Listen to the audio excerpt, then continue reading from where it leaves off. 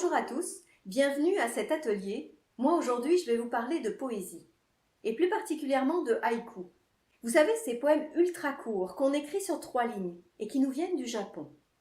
Comme le zen, la calligraphie, le karaté, ou encore les sushis, les mangas, les Pokémon.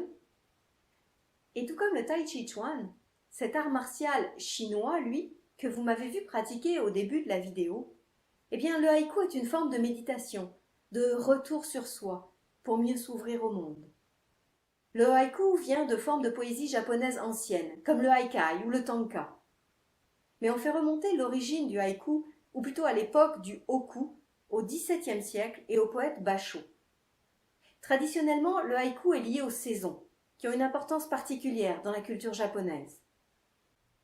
Les haïkus reflètent donc le passage du temps, l'éphémère, l'évanescence, l'impermanence des choses dans le cycle naturel. Selon Basho, s'engager dans la voie du haïku, c'est suivre le cours du monde en faisant des 4 saisons ses compagnes. Alors il n'est rien que l'on regarde qui ne soit fleur, rien que l'on conçoive qui ne soit lune. Pose entre les nuages, la lune repose dans les yeux de ses spectateurs. Pose entre les nuages, la lune repose dans les yeux de ses spectateurs. Basho. On lit habituellement un haïku 2 fois, comme je viens de le faire, en raison de sa brièveté même, pour laisser le temps à l'auditeur de s'imprégner de son image, de sa beauté, et parfois de son sens caché. Basho vivait sous le règne des shoguns Tokugawa, un des plus brutals que le Japon ait jamais connu. Et à cette époque-là, la poésie était essentiellement réservée à l'élite, aux moines bouddhistes et à quelques poètes admis à la cour de l'empereur. Et Basho, lui, au contraire, s'est mis à écrire ses poèmes, ses haïkus, pendant ses promenades à travers le Japon, à pied ou à cheval. Ses poèmes étaient donc imprégnés de la nature autour de lui, et il les intégrait souvent dans ses carnets de voyage, dans des textes en prose. Ce chemin, seule la pénombre d'automne l'emprunte encore. Ce chemin, seule la pénombre d'automne l'emprunte encore. Basho. Un peu comme Basho, si je peux me permettre, j'écris moi aussi souvent en marchant. En forêt quand je peux, mais j'habite à Montréal, alors c'est pas toujours évident. Mais en ville, je peux toujours me promener dans les parcs, dans les rues. J'ai toujours avec moi un petit carnet et un crayon. Partout, même dans le métro, dans le bus.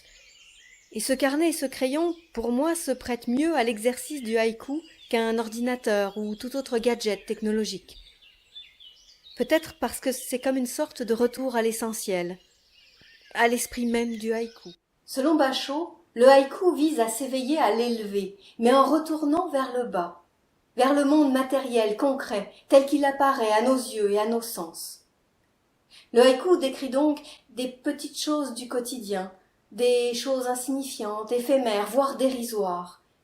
Et c'est dans son extrême simplicité que le haïku va chercher la beauté et la poésie, et non pas dans la grandeur ou la magnificence. Et c'est pour ça que le haïku ne contient pas de figure de style. Vous serez donc ravis, si comme moi vous avez des souvenirs d'école primaire et de classes de français de récitation un peu laborieuses, eh bien vous serez ravis de savoir qu'avec le haïku, on peut laisser les oxymores, métaphores et autres anaphores bien au chaud dans leur dictionnaire. Le haïku utilise des mots simples, décrit un événement a priori insignifiant, mais qui recèle un sens souvent bien plus profond et plus universel qu'il n'y paraît. Une carpe saute, des rides à la lune d'automne. Une carpe saute, des rides à la lune d'automne. Masaoka Shiki, maître de haïku à qui l'on doit le terme même de haïku. Ce qui m'amène à vous parler de ce qu'on doit trouver dans le haïku, ce qui fait sa spécificité, ce qui va le différencier de toute autre forme de poésie, et notamment du tercet. La première chose importante, dans le haïku, il doit y avoir 17 syllabes. 5, 7, 5. Alors oui, vous aurez peut-être remarqué que dans les haïkus de grands maîtres que je vous ai cités précédemment dans cette vidéo, il n'y a pas forcément les 17 syllabes, parce que ce sont des traductions, donc des adaptations du japonais au français. Mais traditionnellement, dans le haïku, il y a bien 17 syllabes. Des traînées de pluie sur la fenêtre embuée, le chat ronfle fort. Des traînées de pluie sur la fenêtre embuée, le chat ronfle fort. 5, 7, 5. La deuxième chose importante dans un haïku, c'est un mot de saison. Alors on peut citer carrément la saison ou utiliser une symbolique associée, comme la neige pour l'hiver, ou encore les feuilles mortes et les citrouilles pour l'automne. Et comme on est en été en ce moment, eh bien, vous pourriez écrire sur la chaleur, la canicule, les grandes vacances, la plage, la mer, toutes sortes de notions qui peuvent représenter cette saison. Et pour illustrer ce point, je vous ai choisi un haïku qui n'est pas de saison, mais qui fait espérer un petit peu plus de fraîcheur. Mode coucounage, les escaliers extérieurs se couvrent de givre. Mode coucounage, les escaliers extérieurs se couvrent de givre. Dans ce haïku, je ne cite pas explicitement la saison, mais tout le monde aura compris. D'autant plus que je parle d'un repli au chaud à l'intérieur, calqué sur le repli de la nature, dehors, la nature qui se prépare à l'hiver. On peut aussi y voir quelque chose de plus profond, de plus personnel, un repli sur soi, peut-être pour se protéger du monde, ou pour se retrouver, se recentrer. Qui sait? C'est à vous de me dire ce que vous y voyez. Le troisième point important à retrouver dans un haïku, c'est la césure. Autrement dit, une coupure. Le haïku se compose de deux parties distinctes, qui ne parlent pas nécessairement de la même chose, mais qui plutôt s'interpellent, se répondent, se font écho, pour créer un abîme ou une ouverture. Panne de métro, des images de vacances défilent sous ses doigts.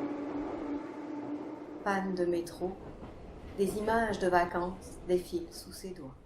La première partie, le métro en panne, c'est vraiment la vie quotidienne qui se met sur pause momentanément. Alors que la deuxième partie vient créer un mouvement avec le défilement des images, mouvement qui s'oppose à l'immobilité du train en station. Et on peut aussi imaginer que ces images de vacances sont des images de grands espaces, de nature, qui viennent s'opposer au métro souterrain et urbain. Et enfin, dernier point important, dans le haïku, on essaie de créer une émotion, mais sans la nommer, car dans le haïku, il n'y a que des perceptions. Et chaque lecteur ou chaque auditeur va réagir différemment selon son vécu, son ressenti. Un gant oublié sur le vieux toboggan bleu, garde partagée. Un gant oublié sur le vieux toboggan bleu, garde partagée. Chez moi, la vision de ce gant unique, solitaire, oublié, a fait naître une certaine tristesse, une certaine mélancolie, et je me suis posé toutes sortes de questions sur l'enfant qui l'avait perdu. Autre point que l'on peut retrouver dans un haïku, l'humour. Il y en a beaucoup, notamment dans les haïkus japonais. J'avoue que c'est un petit peu moins ma force, même si j'essaye. Déséquilibre, sur les trottoirs patinoires, les bleus de l'hiver. Déséquilibre, sur les trottoirs patinoires, les bleus de l'hiver.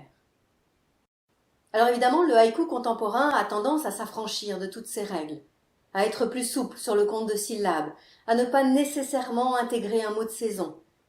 Pourtant, je vous encourage à essayer le haïku traditionnel, classique, car c'est un exercice très intéressant, qui nous force à revenir au plus simple, au plus épuré, au plus resserré, tout en impliquant plus grand que soi.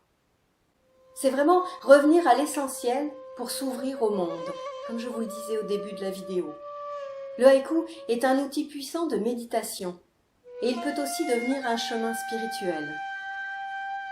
Car en pratiquant le haïku, on pratique son regard, le regard qu'on pose sur les gens et les choses autour de nous. Et c'est ce qui en fait toute la beauté. J'étais assise sur les marches de ma terrasse, en train de boire mon café par un matin tranquille de printemps. Le ciel se reflétait dans la tasse, mais quand je l'ai porté à mes lèvres, tout s'est brouillé d'un seul coup. Et cet effacement m'a fait penser au temps qui passe, inexorablement, et qui s'efface au fur et à mesure qu'il s'écrit. Matin paisible, le ciel dans mon café se ride et s'efface. Matin paisible, le ciel dans mon café se ride et s'efface. Comme vous voyez, il y a matière à poésie dans les plus petits gestes du quotidien, même boire un café le matin. Et n'oubliez pas, pour écrire des haïkus, il faut se poser. Poser son esprit, déposer son regard, revenir dans le moment présent. Et faire appel à nos 5 sens, pas seulement à la vue. Nuit d'orage, le silence des grenouilles emplit le marais. Nuit d'orage, le silence des grenouilles emplit le marais. Enfin, avant de vous laisser, j'aimerais vous rappeler que le haïku, c'est d'abord et surtout un souffle, une respiration profonde et apaisante. D'ailleurs, en japonais, un haïku se dit d'un seul souffle, d'où le 17 syllabes. Et ce souffle fait écho à celui de la vie, du cycle naturel des choses. Le vieux pêcheur dort dans une chaise berçante, la mer immobile. Le vieux pêcheur dort dans une chaise berçante, la mer immobile. Cette image pour moi en était une d'éternité, comme si le vieux était là tout le temps, face à la mer immobile. Il y avait à la fois une symbiose entre le sommeil et le calme plat de la mer, et un contraste entre son absence de mouvement et le tangage de la chaise berçante. Comme si le haïku lui-même venait nous réconforter, nous bercer. Et en même temps, il y avait cet écho entre la mortalité du vieux pêcheur et la permanence de la mer, toujours présente, mais pas toujours aussi calme. Mais encore une fois, c'est mon ressenti. Et vous, quel est le vôtre?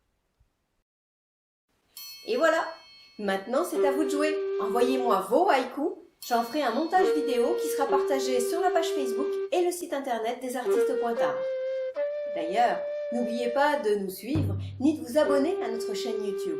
Et en prime, je ferai tirer parmi tous les participants un ensemble de 3 cartes de souhait avec reproduction de mes œuvres et poèmes.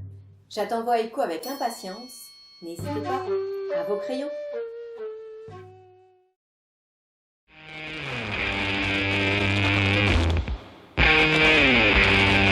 Changement de costume pour vous inviter à la prochaine capsule, dans 15 jours, soit le 8 août.